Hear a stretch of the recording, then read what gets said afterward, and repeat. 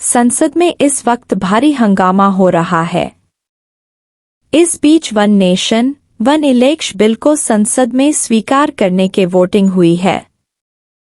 इस बिल पक्ष में 269 वोट पड़े, जबकि इसके विरोध में 198 वोट पड़े। पार्लियामेंट में विंटर सेशन के 17वें दिन आज यानी 17 दिसंबर को केंद्र सरकार ने लोकसभा में one nation one election bill पेश किया है। केंद्रीय कानून मंत्री अर्जुन राम मेघवाल ने वन नेशन वन इलेक्शन के लिए 129वां संविधान संशोधन बिल पेश किया है। कांग्रेस, राजद, टीएमसी, सपा और असदुद्दीन ओवैसी की पार्टी एमईएम समेत कई विपक्षी पार्टियों ने इस बिल की मुखालिफत की है। संसद में इस वक्त भारी हंगामा हो रहा है। इस बीच one nation one election bill को संसद में स्वीकार करने के वोटिंग हुई है। इस बिल पक्ष में 269 वोट पड़े, जबकि इसके विरोध में 198 वोट पड़े। भारी हंगामे के बीच इस बिल को स्वीकार कर लिया गया है।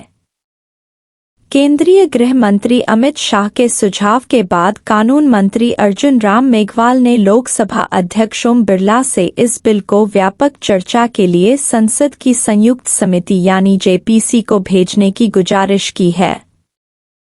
तो विपक्षी सांसदों ने इस बिल के विरोध में क्या कहा, आइए जानें।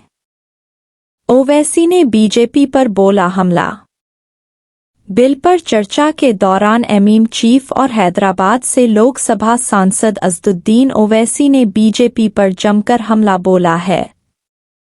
उन्होंने कहा, यह संविधान का उल्लंघन है, यह संसदीय लोकतंत्र का उल्लंघन है, यह संघवाद का भी उल्लंघन है।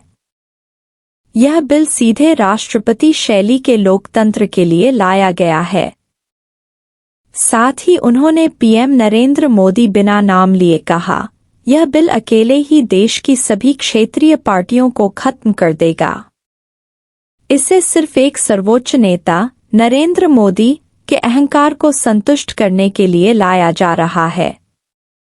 वामपंथी सांसद ने क्या कहा?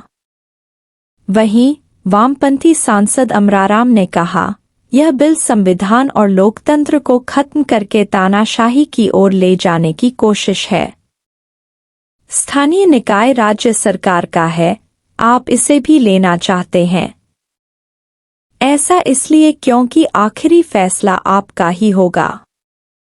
राज्य विधानसभाओं के पास अधिकार हैं, आप उन सभी को लेना चाहते हैं।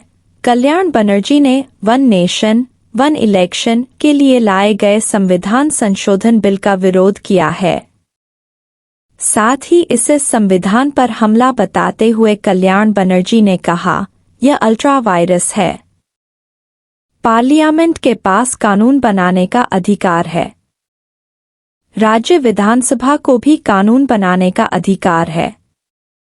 देश की विधानसभाओं से स्वायत्तता छीन ली जाएगी, यह संविधान के खिलाफ है। यह जो कर रही है वह सत्ताधारी पार्टी है। एक दिन हम इसे बदल देंगे।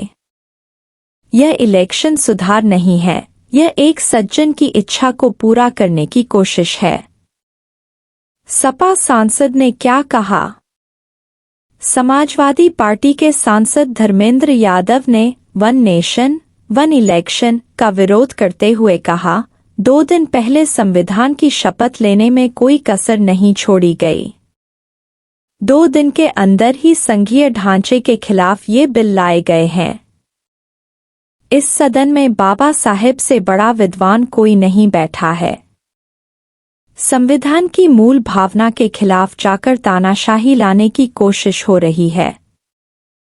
जो लोग मौसम के हिसाब से तारीखें बदलते हैं, जो एक साथ 8 सीटों पर इलेक्शन नहीं करा सकते, वो वन नेशन वन इलेक्शन की बात करते हैं।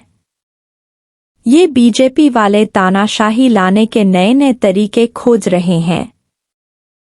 एक राज्य में सरकार गिरेगी तो पूरे देश में चुनाव होंगे। जनता ने हम सबको बड़ी उम्मीदों के साथ भेजा है। ये संविधान विरोधी, गरीब विरोधी, पिछड़ा विरोधी इरादा वापस लीजिए। एनसीपी शरद गुट ने क्या कहा? एनसीपी शरद पवार गुट की सांसद सुप्रिया सुले ने one nation, one election bill का विरोध किया। उन्होंने कहा कि यह संघीय ढांचे पर हमला है। केंद्र और राज्य सरकारों का कार्यकाल अलग अलग होता है, उन्हें एक करना ठीक नहीं है। कांग्रेस ने क्या कहा? कांग्रेस सांसद मनीष तिवारी ने one nation, one election bill का विरोध करते हुए इसे संविधान के मूल ढांचे पर हमला बताया। मनीष तिवारी ने आगे कहा कि भारत राज्यों का संघ है और यह विधेयक इसका उल्लंघन है। इसके साथ ही तमाम इंडिया गठबंधन के सहयोगी दलों ने इस बिल का विरोध किया है।